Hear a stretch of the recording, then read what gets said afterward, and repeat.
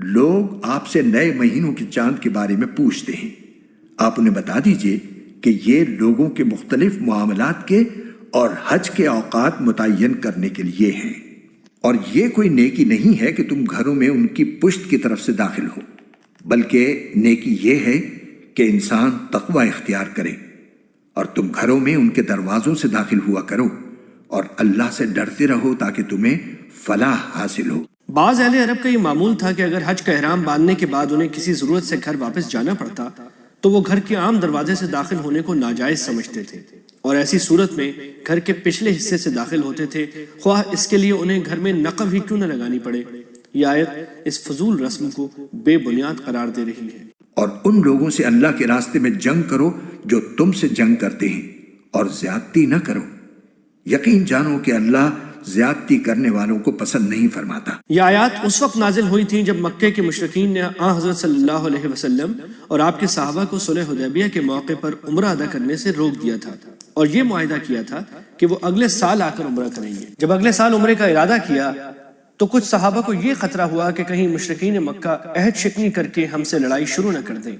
اگر ایسا ہوا تو مسلمانوں کو یہ مشکل پیش آئے گی کہ حدود حرم میں اور خاص طور پر ذی قعدہ کے مہینے میں لڑائی کیسے کریں جبکہ اس مہینے میں جنگ ناجائز ہے۔ ان آیت نے وضاحت فرمائی کہ اپنی طرف سے تو نہ جنگ کی جائے، البتہ اگر کفار معاہدہ توڑ کر خود جنگ شروع کر دیں تو ایسی صورت میں مسلمانوں کے لیے جنگ جائز ہے، اور اگر وہ حدود حرم اور محترم مہینے کی حرمت کا لحاظ کیے بغیر حملہ آور ہو جائیں تو مسلمانوں کے لیے بھی ان کی زیادتی کا بدلہ دینا درست ہے۔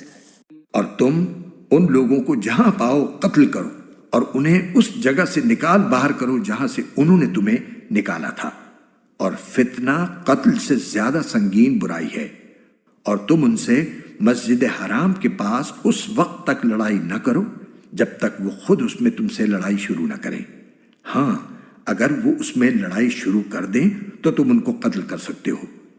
ایسے کافروں کی سزا یہی ہے۔ لفظ فتنہ قرآن کریم میں مختلف معنوں میں استعمال ہوا ہے، جن میں سے ایک معنی ظلم اور تشدد کے بھی ہیں، اور شاید یہاں یہی معنی مراد ہے۔ مشرکین مکہ نے مسلمانوں کو اپنے دین پر عمل سے روکنے کے لیے بدترین تشدد روا رکھا ہوا تھا، لہٰذا بظاہر یہاں مقصد یہ ہے کہ اگرچہ کسی کو قتل کرنا اپنی ذات میں کوئی اچھی بات نہیں ہے، لیکن فتنہ اس کے مقابلے میں زیادہ سخت برائی ہے، اور جہاں فتنے کا سد باب قتل کے بغیر ممکن نہ ہو وہاں قتل کے سوا چارہ نہیں ہے۔ پھر اگر وہ باز آ جائیں تو بے شک اللہ بہت بخشنے والا بڑا مہربان ہے، اور تم ان سے لڑتے رہو یہاں تک کہ فتنہ باقی نہ رہے اور دین اللہ کا ہو جائے۔ پھر اگر وہ باز آ جائیں تو سمجھ لو کہ تشدد سوائے ظالموں کے کسی پر نہیں ہونا چاہیے۔ یہاں یہ بات سمجھنے کی ہے کہ شرعاً جہاد کا اصل مقصد کسی کو اسلام پر مجبور کرنا نہیں ہے۔ یہی وجہ ہے کہ عام حالات میں کوئی شخص کفر پر اصرار کرے تب بھی جزیے کے ذریعے اسلامی حکومت کے قوانین کی اطاعت کر کے اپنے مذہب پر قائم رہ سکتا ہے، لیکن جزیرہ عرب کا حکم مختلف ہے۔ یہ وہ ملک ہے جہاں رسول کریم صلی اللہ علیہ وسلم کو براہ راست بھیجا گیا، اور جہاں کے لوگوں نے حضرت صلی اللہ علیہ وسلم کے معجزات اپنی آنکھوں سے دیکھے اور آپ کی تعلیمات براہ راست سنی۔ ایسے لوگ اگر ایمان نہ لائیں تو پچھلے انبیاء علیہ السلام کے زمانوں میں انہیں عذاب عام کے ذریعے ہلاک کیا گیا۔ حضرت صلی اللہ علیہ وسلم کے زمانے میں عذاب عام تو موقوف فرما دیا گیا، لیکن یہ حکم دیا گیا کہ جزیرہ عرب میں کوئی کافر مستقل شہری کی حیثیت میں نہیں رہ سکتا۔ یہاں اس کے لیے تین ہی راستے ہیں، یا اسلام لائے، یا جزیرہ عرب سے باہر چلا جائے، یا جنگ میں قتل ہو جائے۔ حرمت والے مہینے کا بدلہ حرمت والا مہینہ ہے، اور حرمتوں پر بھی بدلے کے احکام جاری ہوتے ہیں۔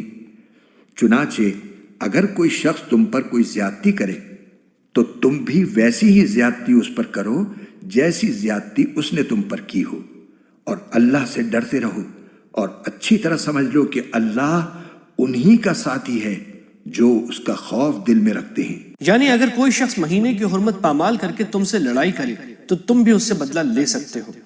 اور اللہ کے راستے میں مال خرچ کرو، اور اپنے آپ کو خود اپنے ہاتھوں ہلاکت میں نہ ڈالو، اور نیکی اختیار کرو، بے شک اللہ نیکی کرنے والوں سے محبت کرتا ہے۔ اشارہ یہ ہے کہ اگر تم نے جہاد میں خرچ کرنے سے بخل سے کام لیا اور اس کی وجہ سے جہاد کے مقاصد حاصل نہ ہو سکے تو یہ اپنے پاؤں پر خود کلہاڑی مارنے کے مترادف ہوگا، کیونکہ اس کے نتیجے میں دشمن مضبوط ہو کر تمہاری ہلاکت کا سبب بنے گا۔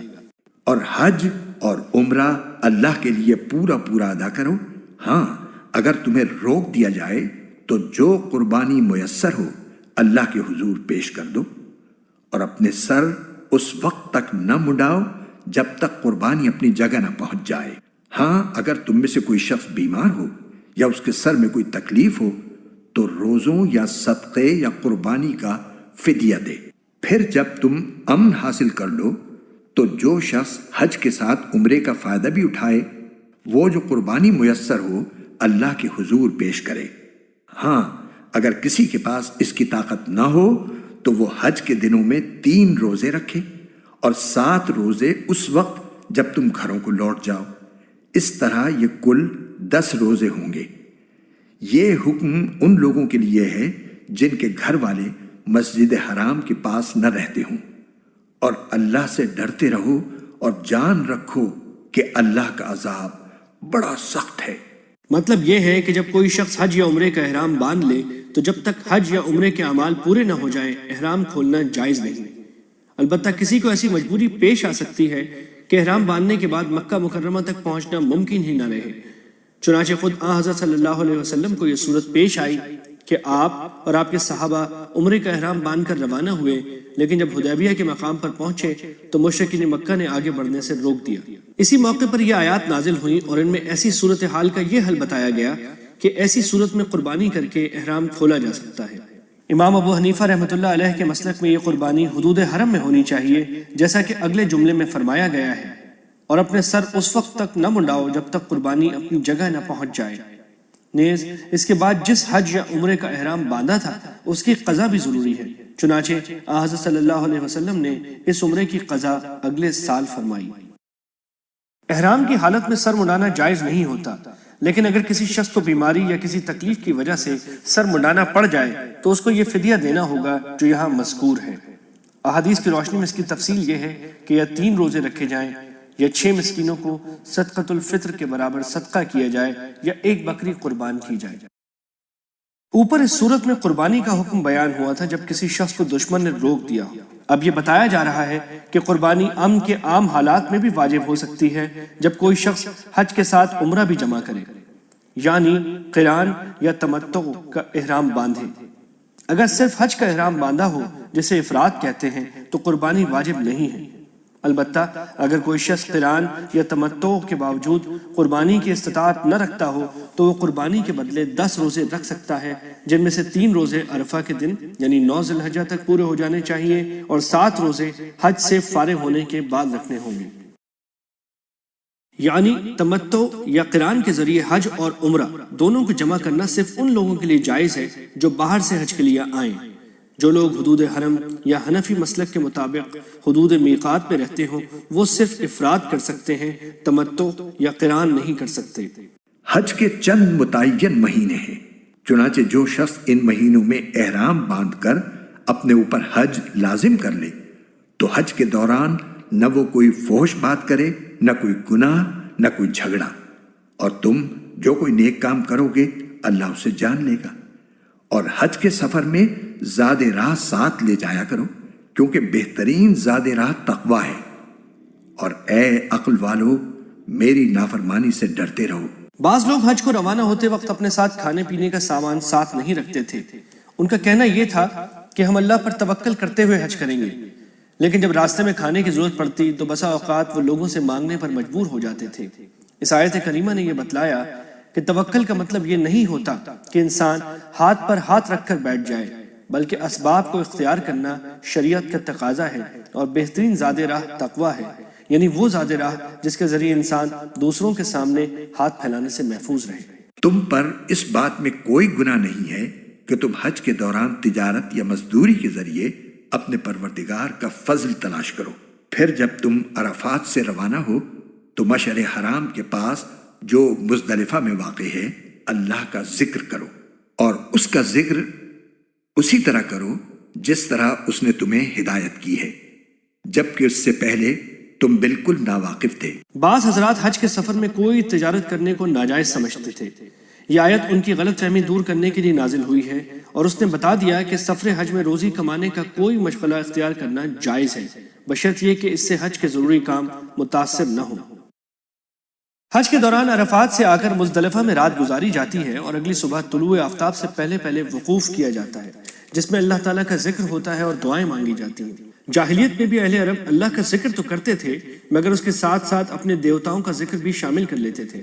بتایا جا رہا ہے کہ مومن کا ذکر خالص اللہ تعالیٰ کے لیے ہی ہونا چاہیے، جیسے کہ اللہ تعالیٰ نے ہدایت فرمائی ہے۔ اس کے علاوہ یہ بات بھی یاد رکھو کہ تم اسی جگہ سے روانہ ہو جہاں سے عام لوگ روانہ ہوتے ہیں، اور اللہ سے مغفرت مانگو، بے شک اللہ بہت بخشنے والا ہے، بڑا مہربان ہے۔ جاہلیت میں اہل عرب نے یہ طریقہ مقرر کر رکھا تھا کہ اور تمام انسان تو 9 ذی الحجہ کو عرفات کے میدان میں وقوف کرتے تھے، مگر قریش اور بعض دوسرے قبائل جو حرم کے قریب رہتے تھے اور حمص کہلاتے تھے، عرفات جانے کے بجائے مزدلفہ میں رہتے تھے اور وہیں وقوف کرتے تھے۔ ان کا کہنا یہ تھا کہ ہم حرم کے مجاور ہیں اور عرفات چونکہ حدود حرم سے باہر ہے اس لیے ہم وہاں نہیں جائیں گے۔ نتیجہ یہ کہ عام لوگوں کو 9 تاریخ کا دن عرفات میں گزارنے کے بعد رات کو مزدلفہ کے لیے روانہ ہونا پڑتا تھا، مگر قریش وغیرہ شروع ہی سے مزدلفہ میں ہوتے تھے اور ان کو عرفات سے آنا نہیں پڑتا تھا۔ اس آیت نے یہ رسم ختم کر دی اور قریش کے لوگوں کو بھی یہ حکم دیا کہ وہ عام لوگوں کے ساتھ عرفات میں وقوف کریں اور انہی کے ساتھ روانہ ہو کر مزدلفہ آئیں۔ پھر جب تم اپنے حج کے کام پورے کر چکو تو اللہ کا ذکر اس طرح کرو جیسے تم اپنے باپ دادوں کا ذکر کیا کرتے ہو، بلکہ اس سے بھی زیادہ ذکر کرو۔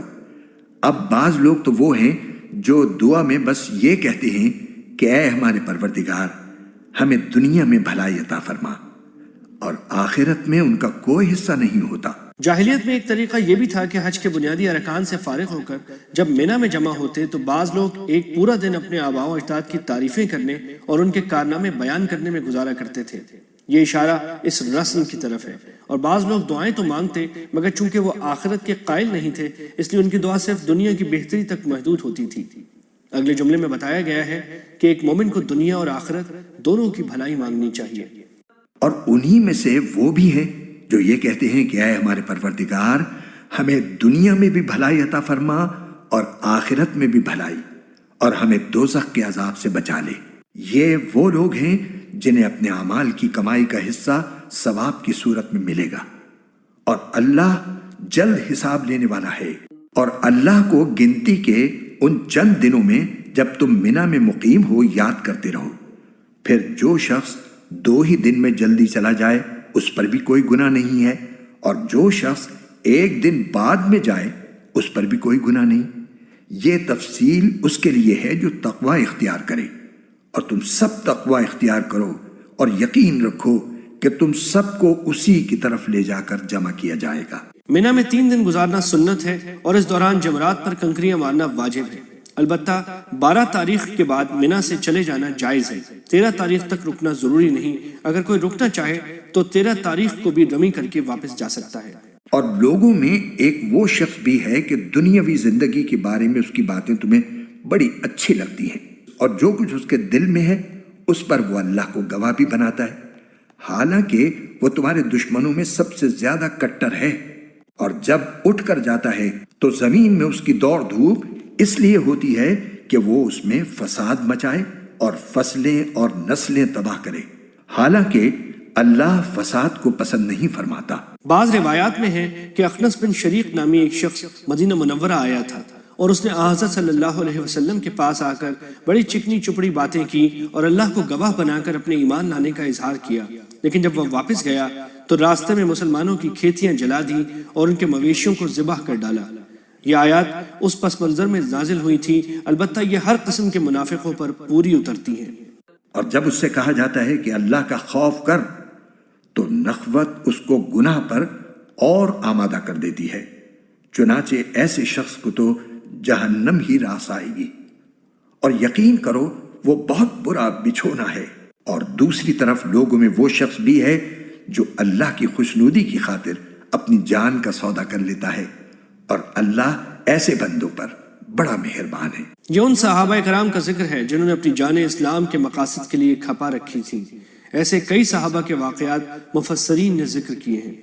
اے ایمان والو، اسلام میں پورے کے پورے داخل ہو جاؤ اور شیطان کی نقش قدم پر نہ چلو۔ یقین جانو وہ تمہارا کھلا دشمن ہے۔ پھر جو روشن دلائل تمہارے پاس آ چکے ہیں، اگر تم ان کے بعد بھی راہ راست سے پھسل گئے تو یاد رکھو کہ اللہ اقتدار میں بھی کامل ہے، حکمت میں بھی کامل۔